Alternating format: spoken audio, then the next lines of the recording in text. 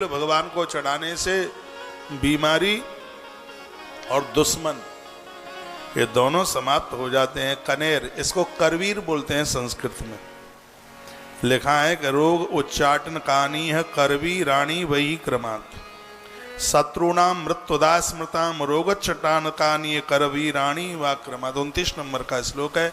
दुश्मन और रोग को परास्त करने के लिए कनेर का फूल भगवान शिव के ऊपर चढ़ाया जाता है। लाल कनेर महादेवी जगदम्बा को चढ़ती है। ज्यादा से ज्यादा जो पीला कनेर है वो भगवान महादेव को बहुत चढ़ता है। शिव की पूजा करने से सब कुछ प्राप्त हो जाता है। चमेली के फूलों से भगवान शिव को पूजा जाता है तो उससे वाहनों की प्राप्ति हो जाती है। अलसी के फूल से भगवान की पूजा करने पर भगवान नारायण बहुत कृपा करते हैं, नारायण के प्रिय हो जाते हैं। समी पत्र के द्वारा पूजन करने से पुरुष को मुक्ति, संसार में कोई कष्ट नहीं मिलता। मल्लिका के फूलों से पूजा करने पर घर में स्त्रियों की वृद्धि है वो कम नहीं होती, ऐसा वर्णन है। मल्लिका के फूल, एक बार सुनिए, मल्लिका के फूलों से भगवान महादेव का पूजन करने पर घर में स्त्रियों की, नारी की वृद्धि होती है, स्त्रियों का अभाव नहीं होता, ऐसा वर्णन किया गया। धन धान्य से कैसे भी भगवान शिव की पूजा अवश्य कीजिए। भगवान को वस्त्र चढ़ाने से, वस्त्रों का दान करने से संपत्ति की प्राप्ति होती है, बहुत संपत्ति मिलती है। 1 लाख बेल पत्रों से भगवान का पूजन करने पर हर प्रकार की मनोकामना पूरी हो जाती है, ऐसा वर्णन किया गया है ग्रंथ में। 33 नंबर के श्लोक में लिखा है। क्या लिखा है इसमें? लिखा है कि बिल्वपत्रई तथा लक्ष्य सर्वान कामान वापनियात। कोई भी कामना है आपकी, किसी भी प्रकार की आपकी कामना, ठीक से बैठिए और कहा है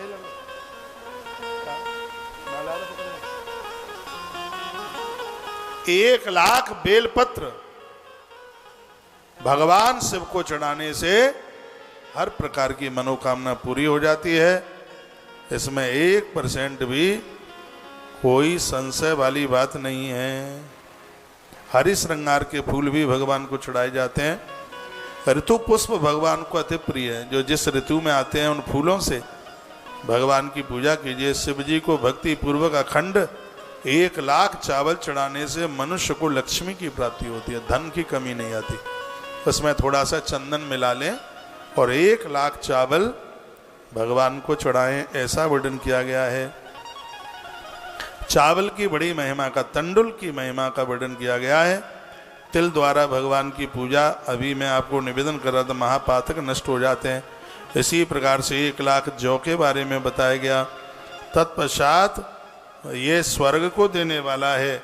और इतना ही नहीं है, 1 लाख गेहूं के द्वारा, जो अभी मैं आपको चर्चा कर रहा था, गेहूं से भगवान की पूजा करने पर उत्तम फल की प्राप्ति होती है। 1 लाख गेहूं, और ये भगवान के सिर पर चढ़ाया जाता है। 1 लाख गेहूं भगवान के सिर पर चढ़ाने से संतान की वृद्धि होती है, संतान का अभाव नहीं होता। यह वर्णन किया गया। 50 नंबर का श्लोक है, आप अपने घर में भी देख सकते हैं। द्रोणार्धेन भवलक्षम विधानम विधिपूर्वकम गोधूमान्य तथा पूजा प्रशस्ता शंकर से वही संतति वर्धते। गेहूं भगवान के ऊपर चढ़ाओगे तो संतान की वृद्धि होगी। गेहूं भगवान को चढ़ाओगे तो मृगी जैसे रोग समाप्त हो जाएंगे। यह इसकी बड़ी फलश्रुति है। वर्णन किया गया। मूंग के द्वारा पूजन करने से शिवजी बहुत खुश हो जाते हैं। मूंग के दाने, मूंग के द्वारा भी भगवान का पूजन होता है, इससे हर प्रकार का सुख प्राप्त होता है। वर्णन किया गया। यह भी 1 लाख की संख्या से पूरा करें, ऐसा पुराणों में वर्णन है। मूंग के द्वारा शिवजी का पूजन करने से और 11 ब्राह्मणों को फिर भोजन कराया जाए। वर्णन किया है कि धर्माक्ष परमात्मा सदाशिव हमेशा हमेशा के लिए अपने भक्त का संग नहीं छोड़ते। ये इतनी बड़ी बात है। 1 लाख मूंग से पूजन करें और 11 ब्राह्मणों को भोजन करा दें तो भगवान तुम्हारे बॉडीगार्ड बन करके चलेंगे, पाँव में कांटा तक नहीं लगने देंगे। राई के द्वारा शंकर का पूजन करने से शत्रुओं की मृत्यु हो जाती है। वर्णन किया गया। 1 लाख राई के दानों से भगवान का पूजन करें। सरसों से पूजन करने पर शत्रु की मृत्यु हो जाती है। अरेर और समी की पत्तियों के द्वारा भगवान की पूजा की जाती है तो इससे भगवान अति प्रसन्न हो जाते हैं। जादू टोना टोटका किसी भी प्रकार का प्रभाव चलता नहीं है। और चमेली के फूलों से पूजा करने पर भी भगवान महादेव अपनी कृपा की बरसात कर देते हैं। ऐसा वर्णन। आनंद आ गया आज की कथा में। यदि किसी की बुद्धि जड़ हो गई है, बुद्धि काम नहीं कर रही है, तो शर्करा मिश्रित दूध की धारा से उसकी बुद्धि ठीक हो जाएगी।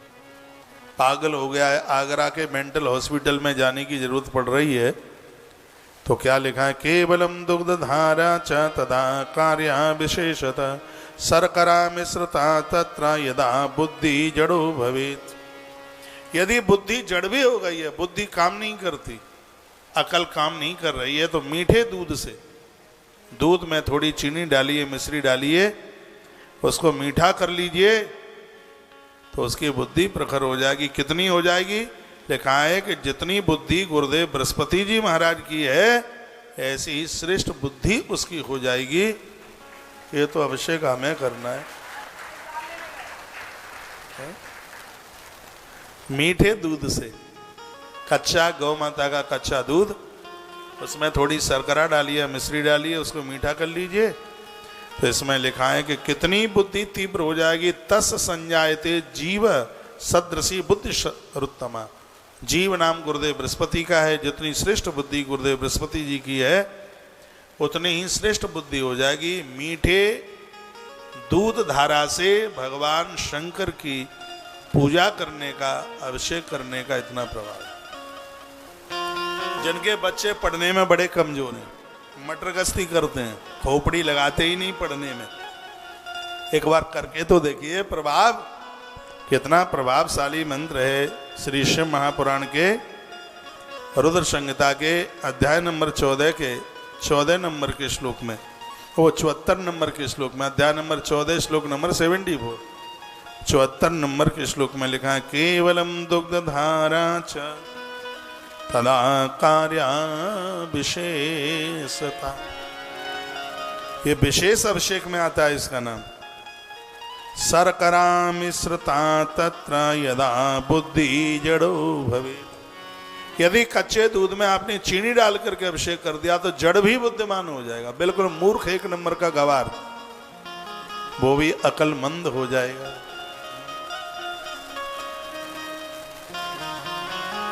आनंद हो जाएगा।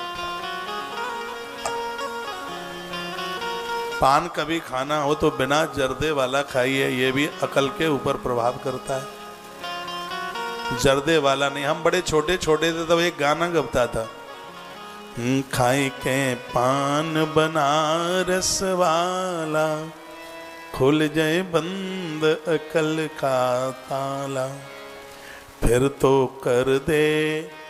कैसे कैसे है? खाई के पान बनारस वाला, खुल जाए बंद अकल का ताला, फिर तो ऐसा करे कमाल, कर दे सबकी सीधी चाल, कि खाए के पान बनारस वाला, खुल जाए बंद अकल का ताला। पान के द्वारा ये गांठों का दर्द दूर हो जाता है, बुद्धि प्रखर होती है। मैंने एक आध बार वीडियो डाली है, ये जर्दा वर्दा वाला मत खाइए। 16 पूजा में पान का नाम आता है। ये आपने भी गाया होगा, हमने तो छोटे छोटे में सुना था। इसकी तर्ज तो कोई दूसरी हो सकती है। हम तो गैया भी चराते रहते थे तो अपनी धुन में गुनगुनाते रहते थे। अपनी धुन तो अलग ही है। खाई के पान बनारस वाला, खुल जाए बंद अकल का ताला, फिर तो कर दे ऐसा। कैसे? फिर तो ऐसा करे कमाल, कर दे सबकी सीधी चाल। कर दे सबकी सीधी चाल। घुटने में दर्द है, लंगड़ा लंगड़ा करके चल रहे हैं, लंगड़ा के चल रहे हैं, चलना कहाँ चला जा रहा है, इतना दर्द हो रहा है। तो पान का कमाल है तिल का तेल गरम भट्टी पर रख दीजिए, चूल्हे पर रख दीजिए, 200 ग्राम तिल का तेल रख दो, 2 पान के पत्ते टुकड़े टुकड़े करके इसमें डाल दो, और बाजार में काली कलौंजी मिल जाएगी, उसको ऊपर से डाल दो, 25-50 ग्राम डाल दो, और फिर गरम करके उसको छान लो। फिर जहाँ जहाँ दर्द है तो फिर तो कर दे ऐसा है, फिर तो ऐसा करे कमाल, कर दे सबकी सीधी चाल। बोलो शंकर भगवान की जय हो, महादेव बाबा की जय हो, आज के आनंद की जय श्री जय। राधे। केवलम दुग्ध धारा च तदा कार्या विशेषता शर्करा मिश्रता तत्र यदा बुद्धि जड़ो भवेत। एक दिन में आपको लिखा रहा हूं, बैठिए दीदी। गुरुवार के दिन, हर गुरुवार के दिन कुछ समय के लिए आप अपने बच्चों के निमित्त गैया का दूध, कच्चे दूध में मिश्री या शक्कर डालकर उसको मीठा करके, ब्राह्मण देवता मिल जाए तो ब्राह्मण देव को बुला लीजिए, नहीं तो खुद बच्चे के हाथ में श्रृंगी आप दे करके ओम नमः शिवाय ओम नमः शिवाय जप करते हुए और आप ये अवश्य करा दीजिएगा, आनंद हो जाएगा, कमाल हो जाएगा, बहुत आनंद हो जाएगा। तस्य संजायते जीवन सदृशी बुद्धिरुत्तमा। बुद्धि ऐसी हो जाएगी, कैसी हो जाएगी? जैसी बुद्धि गुरुदेव श्री बृहस्पति जी महाराज की है। कितनी देर के लिए आप करते रहे अभिषेक? लिखा है कि जब तक 10,000 मंत्र हो जाएं तब तक धारा चलती रहे महादेव के ऊपर। 10,000 इसका पूरा अनुष्ठान है। 10,000 मंत्र, 10,000 मंत्र का मतलब हो गया 100 माला। एक ही बार में हो जाएगा खेल। 100 माला इतनी देर के लिए चल जाए। 100 माला ओम नमः शिवाय इस मंत्र की 100 माला में जितनी देर लगे तब तक धारा चलती रहे महादेव के ऊपर। ओम नमः शिवाय की यह मालाएं, अब सबकी स्पीड का तो मुझे पता नहीं है, मेरी स्पीड में तो 1 घंटे में 20 माला हो जाती है, मेरी स्पीड में तो 5 घंटा लगेगा। 1 घंटे में 20 होती है माला। मैं तो जपता रहता हूं इसलिए मुझे पता है। तो 5 घंटे में, और वो श्रृंगी हाथ से न छूटे और ये अभिषेक चलता रहे। एक ही अभिषेक में मूर्खता खत्म हो जाएगी। इतना बड़ा प्रभाव है इस श्लोक में लिखा है, यावन मंत्रा अयुतम स्यात् वद्धारा पूजनम। अयुत यानी 10,000 जप चले, 100 माला, तब तक अखंड जल धारा, वो दुग्ध धारा भगवान के ऊपर ये चलता रहे। और जब बिना कारण ही देह में उच्चाटन हो जाए, बिना कारण के कंपन हो जाए, कभी आप देखते हैं ना हाथ ऐसे ऐसे यूं यूं कांपते हैं, बिना बात के कांप रहे हैं, वो शरीर में ऐसे कंपन हो जाता है ऐसे। मैंने तो 40 साल में लोगों को ऐसे यूं ऐसे ऐसे कांपते हुए देखा है। जहाँ अचानक ही ऐसे कहीं कंपन हो जाए और अचानक घर में कलह हो जाए, झगड़ा अचानक, और कैसे भी वो कलह निपटाने में नहीं आ रहा है। भाई भाई में झगड़ा हो जाए, बाप बेटे में झगड़ा हो जाए, सासू बहू में झगड़ा हो जाए, और जब कहीं अचानक ऐसा झगड़ा हो जाता है, आप कहीं मन जाइए समाधान के लिए।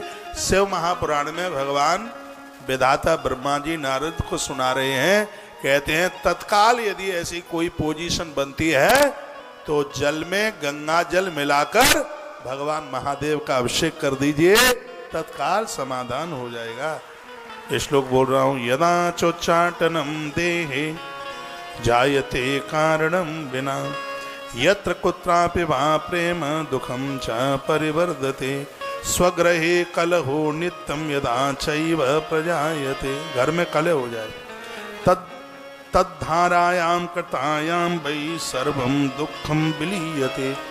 जलधारा के द्वारा अभिषेक करने पर उसकी इतनी बड़ी महिमा है प्रियतन पूर्वक इसमें वर्णन किया गया है कि भैया आप कलह होने पर जलधारा के प्रयोग से ये सगरे दुख दूर भाग जाएंगे, झगड़े खत्म हो जाएंगे। मेरे पास बहुत बार मैसेज वगैरह आते रहते हैं। हमारे मध्य में श्री हनुमान प्रसाद जी शर्मा,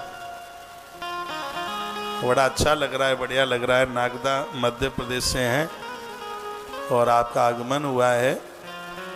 रामकृष्ण धर्म प्रचार मंडल के अध्यक्ष हैं और आश्रम के बड़े स्तंभ हैं। आप बैठेंगे, मैं आपको बुला लूंगा, जगह दो बैठने के लिए। दीदी आप दो जगह, हाँ वहाँ बैठिए। दत्ता जी ये बड़े मलूक आदमी है, बड़े अच्छे इंसान हैं, सामाजिक समाज से जुड़े हुए। आपको आने से बड़ी खुशी हो रही है, बहुत प्रसन्नता हो रही है। एक बार जयकारा लगाइए, बोल भक्त वत्सल भगवान की जय हो। श्री हनुमान जी महाराज की जय हो। आज के आनंद की जय हो। जय जय श्री राधे श्री राधे। तो आप क्या सुन रहे थे? आप सुन रहे थे कि उच्चाटन हो जाए, शरीर में कंपन होने लगे और अचानक कोई ऐसी बीमारी बढ़ गई है कि दवाई भी काम नहीं कर रही है। घर में कलह हो गया, घर में झगड़े हो गए, माथा फोड़ी, इतना ही नहीं एक दूसरे के ऊपर केस करने को तैयार है। और उस समय में मैं निवेदन करूंगा, जब बहू काबू में नहीं आती है केस करने को तैयार हो जाती है, वर काबू में नहीं आता आपकी बेटी को छोड़ने के लिए तैयार हो जाता है, कोई समाधान नहीं मिलता, तो उस समय प्योर जल के द्वारा आप भगवान महादेव का अभिषेक कीजिए, कोई न कोई समाधान निकल आवेगा। उसमें कुछ भी नहीं डाली, बस थोड़ी गंगा जल की बूंदें और सूती वस्त्र में, वस्त्र का रंग सफेद रंग का हो, सूती वस्त्र, उसमें जल को छानकर गंगा जल की बूंदें डालिए, विद्वान ब्राह्मण को बुलाइए और भगवान महादेव की पिंडी के ऊपर अभिषेक कीजिए। चाहे बेटी का कारण, चाहे बेटे का कारण है, बीमारी है, उच्चाटन है, शरीर में रोग है, कंपन है, घर में कलह है, झगड़े, पति पत्नी का झगड़ा, बाप बेटे का झगड़ा, सासू और बहू का झगड़ा, ये कोई भी किसी भी प्रकार का कलह है, समाधान मिल नहीं रहा है, तो आप भगवान शंकर को सिर्फ जल से अभिषेक कर दीजिए। ब्रह्मा जी कहते हैं नारद समाधान मिल जाएगा, सब ठीक हो जाएगा। और ब्रह्मा तो बहुत बड़े पंडित हैं, और ब्रह्मा तो जो कह दे वो तो पत्थर की लीक है महाराज, तो ब्रह्मा नहीं कहते। ये जितने भी देवता हैं वो सब शिव की पूजा करते हैं, एक भी देवता ऐसा नहीं है। एक बार लक्ष्मी मैया ने पूछा था कि भगवान इतनी बड़ी दुनिया को आप सबको कैसे भोजन दे देते हो? तो कहा ये तो महादेव को जाकर के पूछ लीजिए, नाम मेरा होता है, करते महादेव है, ये सब वो कर देते हैं। ये भगवान नारायण बोले थे, स्वग्रहे कलहो नित्यं यदा चैव प्रजायते तद्धारायां कृतायां वै सर्वं दुःखं विलीयते। जिनके घर में भारी कलह है, बहुत झगड़े हैं, और एक बात कहूंगा, संपत्ति कितनी भी हो, पैसा कितना भी हो, यदि घर में लड़ाई है, घर में झगड़े हैं, तो घर नरक लगता है बिल्कुल। खाने के लिए 2 रोटी मिल जाए लेकिन घर में शांति रहे, घर का कलह ठीक नहीं है। माता कैकेयी ने कलह किया, अयोध्या का अन्नदाता चला गया। घर के झगड़े, घर के कलह ये बिल्कुल भी ठीक नहीं है। आप जितने भी मुझे पूरे दुनिया भर में आप सुन पा रहे हैं, मैं कहूँगा कि जिनके घर में कलह है, एक तांबे का लोटा लो और उसमें नीचे से छेद कर दो, उसमें पीतल का ले लो, जो भी आपको है वो ले लीजिए, और एक तिपाई बन जाती है बाजार में, तिपाई, इतना बड़ा पात्र ले लो कि सुबह भर दो तो शाम तक धारा चलती रहे, और शाम को भर दो तो सुबह तक चलती रहे। मैं भी व्यासपीठ से दावे के साथ कहता हूँ, आपके घर में किसी भी प्रकार के झगड़े नहीं रहेंगे, आपके घर में किसी भी प्रकार की बीमारियां नहीं रहेंगी। आप करके देख लो, एक ही महीना करके देख लो। शंकर जी के ऊपर तिपाही बन जाती है, लोहाकार बना देगा उसको। उसके ऊपर इतना बड़ा पात्र, नीचे छेद कर दो, उसमें धार सीधे महादेव की पिंडी के ऊपर गिरे। सुबह भर दो, शाम तक चले, और शाम को भर दो, फिर सुबह तक चले। तो वर्णन किया गया है कि तद्धारायाम कृतायाम वै सर्वम दुखम विलीयते। जितने भी दुख हैं वो सब विलीन हो जाए। अड़ोसी पड़ोसी बहुत परेशान करते हैं, और वो तो बहुत भगवान की कृपा है जिनके पड़ोसी ठीक हो। पड़ोसी बहुत परेशान, खैर आपके पड़ोसी ना करते हो तो अच्छी बात है। बिना कारण के शत्रुता हो रही है। मैंने एक दिन प्रवचन में बोला है, ऐसा जीवन जीना कि हमारे मित्र बढ़े, शत्रु नहीं बढ़े।